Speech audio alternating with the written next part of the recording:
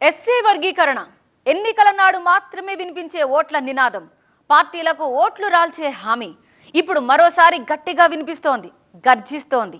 అయితే సికింద్రాబాద్ వేడుకగా వేలాది మంది మాదిగ సమాజం వింటుండగా హామీ ఇచ్చేశారు. కమిటీ వేస్తానని, మాదిగ జాతికి అండగా ఉంటానని భరోసా ఇచ్చేశారు. మరి ఈ హామీతో మాదిగ సమాజం కమలం వైపు నిలబడుతుందా?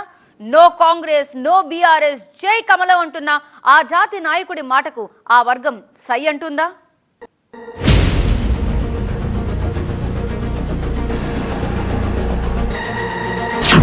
मादिगा समुदाय के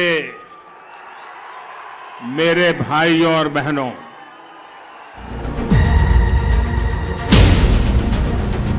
बेटा नीचे आओ, हम आपके साथ है बेटा। बेटा प्लीज बेटा नीचे आइए, मैं आपकी बात सुनूंगा। बैठिए बेटा, बेटा नीचे आइए प्लीज।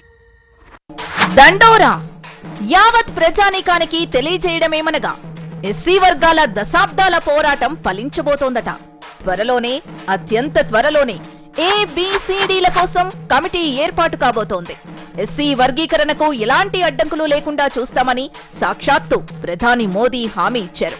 దీంతో తమ కల ఫలించబోతోందని, వర్గీకరణ కోసం ఇన్నాళ్లు రణం చేసిన ఆ వర్గాల కష్టానికి ఫలితం కనిపించబోతోందని, ఊరికి బయట తాము విసరబడినా, తిట్టుకు తమ వర్గం పేరే వాడబడినా నెరవక బెదరక తమ హక్కుల కోసం దశాబ్దాలుగా దండోరా చేతబట్టి సాధించి తీరుతామన్న ప్రతినపూని పోరాటం చేస్తున్న తమ జాతి కల నిజమయ్యే ఆ పండుగ రోజు వచ్చేసిందన్న కేరింతలు సికింద్రాబాద్ పెరేడ్ గ్రౌండ్ సాక్షిగా వినిపించాయి, కనిపించాయి.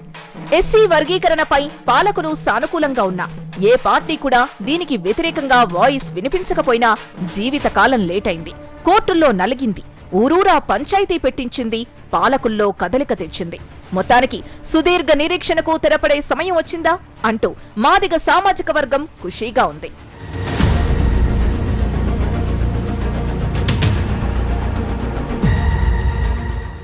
ఆ కలలు ఫలించాయనడానికి ఇదిగో ఇక్కడ సభ చూడండి, ఆ సభలో మాదిగ సామాజిక వర్గాల్లో ఆనందం చూడండి, కేరింతలు వినండి. అన్నిటికీ మించి ఆ సామాజిక వర్గ నాయకుడు మందకృష్ణ మాదిగ భావోద్వేగం చూడండి. ఇన్ని దశాబ్దాల ఉద్యమంలో తమను ఏ పార్టీ పట్టించుకోలేదని, కానీ అనగారిన వర్గాల కోసం, ఊరికి అవతల నెట్టివేయబడ్డ మనుషుల కోసం దేశంలో ఏ ప్రధాని చూపించని ఆత్మీయతను నరేంద్ర మోదీ తమ పట్ల చూపించారన్న సంతోషంతో మందకృష్ణ మాదిగ తన కన్నీళ్లతో ప్రధాని మోదీకి కృతజ్ఞత తెలుపుకుంటున్న సందర్భం ఇది.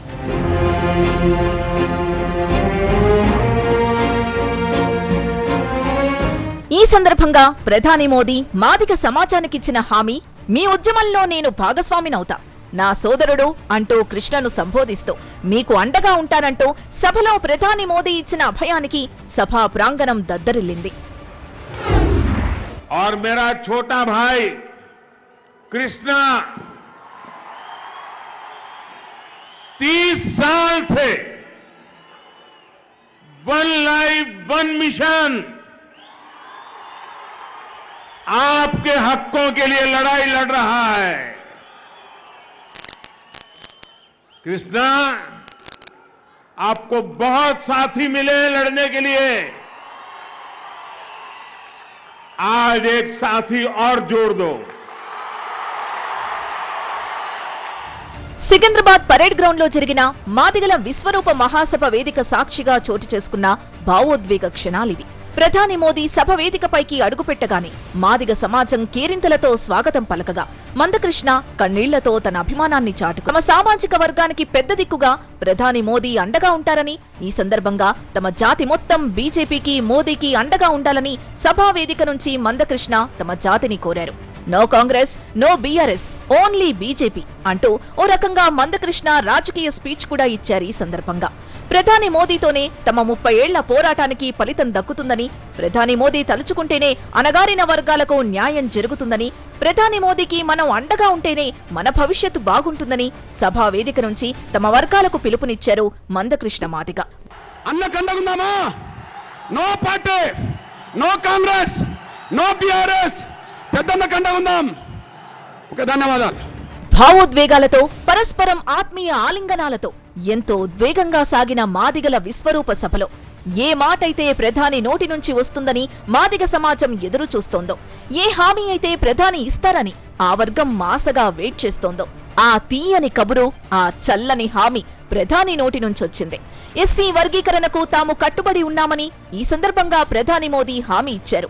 త్వరలో కమిటీ వేస్తామని, న్యాయ అడ్డంకులు లేకుండా కృషి చేస్తానని హామీ ఇచ్చారు.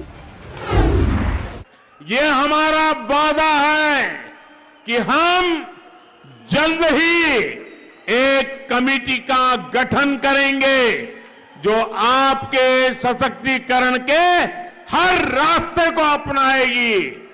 हम और आप ये भी जानते हैं कि एक बड़ी न्यायिक प्रक्रिया सुप्रीम कोर्ट में भी चल रही है। आपकी इस लड़ाई को हम न्याय की लड़ाई मानते हैं। बाबा साहब आंबेडकर ने हमें जो संविधान दिया है, उस संविधान ने न्याय की जिम्मेवारी मुझ पर दी है। కానీ ప్రధాని మోదీ కమిటీ అన్న మాట రాగానే అక్కడ కాసేపు హైడ్రామా చోటు చేసుకుంది. ఓ యువతి విద్యుత్ టవరెక్కి స్పష్టమైన హామీ ఇవ్వకుంటే దూకేస్తానంటూ హెచ్చరించింది. అయితే ప్రధాని మోదీ ఆ యువతిని వారించి మీకు అండగా ఉంటారని హామీ ఇవ్వడంతో టవర్ దిగింది. बेटा नीचे आओ, देखिए बेटा मेरा माँ क्यों दिखा माँ कैसे बेटा ये बेटा अच्छा नहीं है। बेटा ये तार इसका बिगड़ा हुआ है बेटा। हम आपके साथ है बेटा, प्लीज आप नीचे आइए बेटा, प्लीज बेटा आप नीचे आइए। मैं आपकी बात सुनूंगा, बैठिए बेटा। बेटा नीचे आइए प्लीज। विनो ये वहां पर शॉर्ट सर्किट है, बेटा नीचे आइए। ఇలా పరేడ్ గ్రౌండ్ లో మాదిక విశ్వరూప వేదిక ఆశాంతం హైడ్రామాల నడుమ ఆసక్తిగా సాగింది. కమిటీ వేస్తామని ప్రధాని మోదీ హామీ ఇవ్వడంతో ఓ రకంగా ఆ వర్గాల్లో కమలంపై సానుభూతి పెరిగే అవకాశం ఉందా లేదా అన్న చర్చ సాగుతోంది. మొత్తానికి వరుస పర్యటనలతో బీజేపీలో బూస్టప్ ఇచ్చే ప్రయత్నం చేస్తున్నారు ప్రధాని మోదీ. గతంలో ఎన్నడూ లేని విధంగా వరుస పర్యటనలు బ్యాక్ టు బ్యాక్ చేస్తూ తెలంగాణలో ఎలాగైనా పార్టీని అధికారంలోకి తీసుకొచ్చేందుకు పక్కా ప్రణాళికతో ముందుకు వెళ్తున్నారు. బీఆర్ఎస్ కాంగ్రెస్ కి పోటీగా బీజేపీ మరింత బలంగా జనంలో నిలబడాలని, అందుకు తగ్గట్టుగా వ్యూహరచన చేస్తూ రాష్ట్ర క్యాడర్ను ఎన్నికల సమరంలో పరుగులు పెట్టించే ప్రయత్నం చేస్తున్నారు. అందులో భాగంగానే అన్ని వర్గాల్ని పార్టీకి దగ్గర చేసేలా పథకాలు ప్రకటిస్తున్నారు. పసుపు బోర్డు ప్రకటించి పసుపు రైతుల్లో ఆనందం నింపితే ట్రైబల్ యూనివర్సిటీ అనౌన్స్ చేసి గిరిపుత్రుల్ని తమ వైపుకు తిప్పుకునే ప్రయత్నం చేశారు. ఇక బీఆర్ఎస్ కాంగ్రెస్ కి సాధ్యం కాని బీసీ కార్డును చాలా వ్యూహాత్మకంగా ఎన్నికల బరిలో అప్లై చేస్తోంది. ఏ పార్టీ ఇవ్వని సీట్లు బీసీలకే కేటాయించి ఆ వర్గాలకు దగ్గరయ్యే ప్రయత్నం చేసింది. అంతేకాదు అధికారంలోకొస్తే బీసీని ముఖ్యమంత్రిని చేస్తామంటూ ఎన్నికల బ్రహ్మాస్త్రాన్ని సంధించింది. 2 రోజుల కిందట ఎల్బీ స్టేడియం వేదికగా జరిగిన సభలో బీసీలకు దగ్గరయ్యేలా వరాలు కురిపించింది కమలం.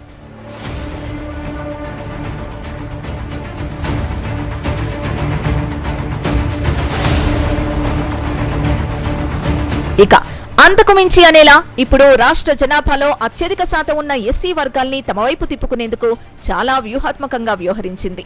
మాదిగల విశ్వరూపం మహాసభకు హాజరై ఆ వర్గాల్లో ప్రధాని మోదీ ఎనలేని ఇమేజ్ సంపాదించుకున్నారన్నది విశ్లేషకుల మాట.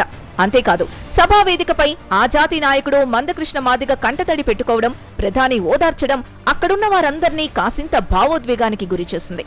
ఇదంతా పొలిటికల్ స్టంట్ అంటూ ప్రత్యర్థులు విమర్శించినా, ఓట్ల కోసం బీజేపీ ఆడించిన డ్రామా అంటూ ఆరోపణలు చేసిన ఆ వర్గాల్లో బీజేపీకి రావాల్సిన మైలేజ్ వచ్చిందన్న అభిప్రాయం వ్యక్తమవుతోంది. అంతేకాదు ప్రతి సభలో ప్రధాని మోదీ నా కుటుంబ సభ్యులారా అంటూ అచ్చ తెలుగులో మాట్లాడడం కూడా తెలుగువారిని మరింత దగ్గరకు చేసే అంశమంటున్నారు విశ్లేషకులు. అయితే ప్రధాని మోదీ కమిటీ వేస్తామని హామీ ఇచ్చినా ప్రత్యర్థులు పెదవి విరుస్తున్నారు. 2014 ఎన్నికలప్పుడు తాము అధికారంలోకొస్తే 100 రోజుల్లోనే ఎస్సీ వర్గీకరణ చేస్తామని బీజేపీ ఇచ్చిన హామీ కూడా ఇప్పటికీ హామీగానే ఉండిపోయింది. అయితే ఇన్నాళ్లకు ఎస్సీ వర్గీకరణపై బీజేపీ మరోసారి హామీ ఇచ్చింది. దీనిపై మాదిక సామాజిక వర్గం హర్షం వ్యక్తం చేస్తోంది. మరి చూడాలి. అసలు ఎస్సీ వర్గీకరణ ఉద్యమం ఎక్కడ మొదలైందో తెలుసా? మాదిగా అన్న పదం చెప్పడానికే నామనుషిగా ఫీల్ అయ్యే రోజుల్లోనే మీసం తిప్పిన ఆ సామాజిక వర్గానికి చెందిన డైనమైట్ లీడర్ ఎవరో తెలుసా? మాదిగల పోరాటానికి కాంగ్రెస్, టీడీపీ ప్రభుత్వాలు తలొగ్గి వర్గీకరణ చేసినా ఎందుకు పంచాయతీ మళ్లీ మొదటికొచ్చింది? రండి చూద్దాం.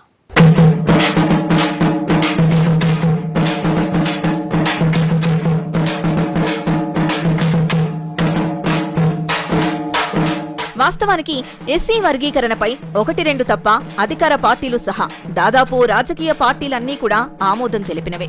కానీ దశాబ్దాలుగా పరిష్కారం కోసం ఏవీ ముందుకు రాలేదు. కారణం ఆయా పార్టీల రాజకీయ ప్రయోజనాలేనన్న అభిప్రాయం ఉంది. దాదాపు 30 ఏళ్ల కిందట ఎస్సీ వర్గీకరణ ఉద్యమం మన తెలుగు రాష్ట్రాల్లోనే మొదలైంది.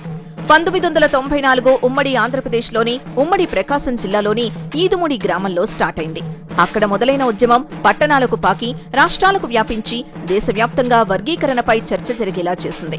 ఈ ఉద్యమానికి మందకృష్ణ మాదిగ నాయకత్వం వహించారు. ఆయన నాయకత్వంలో 1994లో ఉవ్వెత్తున ఎగిసిపడిన ఉద్యమం ఇప్పటికీ పోరాడుతూనే ఉంది.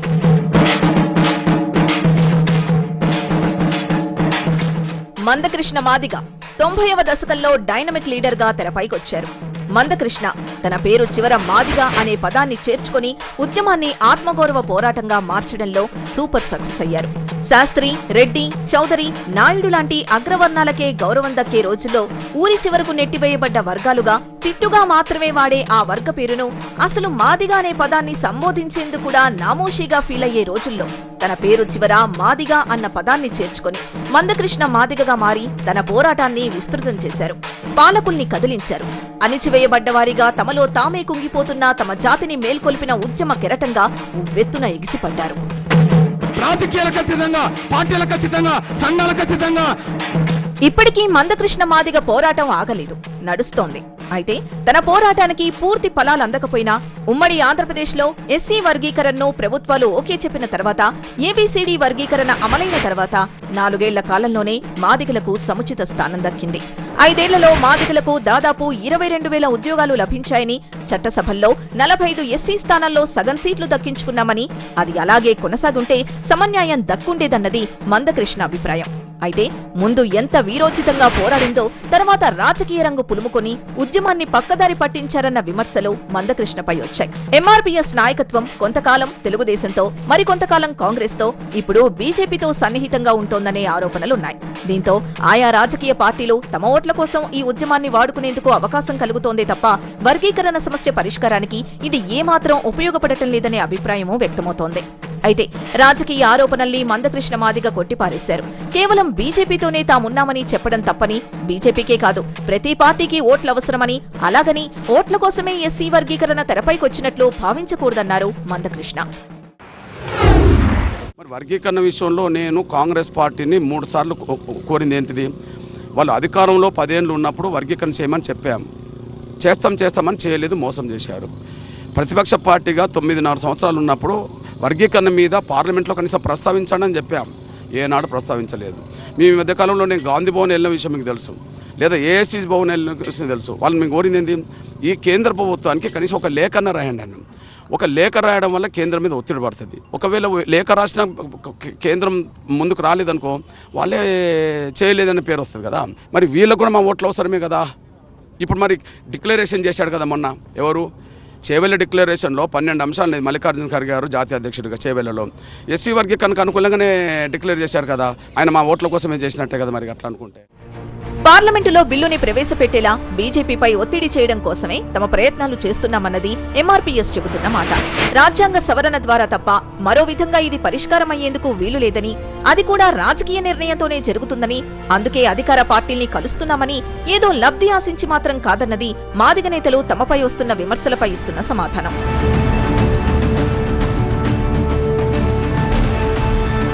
ప్రస్తుతం సుప్రీంకోర్టులో ఎస్సీ వర్గీకరణపై విచారణ పెండింగ్ లో ఉంది. గతంలో అంటే 2020లో 5 న్యాయమూర్తులతో కూడిన సుప్రీంకోర్టు ధర్మాసనం ఎస్సీ, ఎస్టీల్లో కూడా కొన్ని కులాలు మిగతా కులాల కన్నా వెనకబడి ఉన్నాయని వ్యాఖ్యానించింది. అట్టడుగున ఉన్నవారికి రిజర్వేషన్ ఫలాలు అందాల్సిందని ప్రకటిస్తూ ఈ అంశంపై మరింత చర్చ అవసరమని విస్తృతమైన ధర్మాసనానికి బదిలీ చేసింది. దీనిపై నెల కిందట త్వరలో ఎస్సీ వర్గీకరణపై విచారణ చేపడతామని, ఆ తేదీని త్వరలోనే ప్రకటిస్తామని సుప్రీంకోర్టు ప్రకటించింది. మరోవైపు ఎస్సీ వర్గీకరణ తెరపైకొచ్చిన ప్రతిసారి మాల మహానాడు తీవ్ర అభ్యంతరం వ్యక్తం చేస్తూ వచ్చేది. ఎస్సీలకు మొత్తంగా 15% రిజర్వేషన్ కోటా ఉంది. అయితే ఈ కోటాలో మాలలే ఎక్కువగా లబ్ధి పొందుతున్నారనే చర్చ 1970వ దశకంలోనే మొదలైంది. 1972 నుంచి మొదలై ముఖ్యమంత్రులు మారిన ప్రతిసారి మాదిగ నేతలు వారిని కలవడం, ఈ అంశాన్ని లేవనెత్తుతూ వారికి విజ్ఞప్తులు అందజేయడం జరుగుతూ వస్తోంది.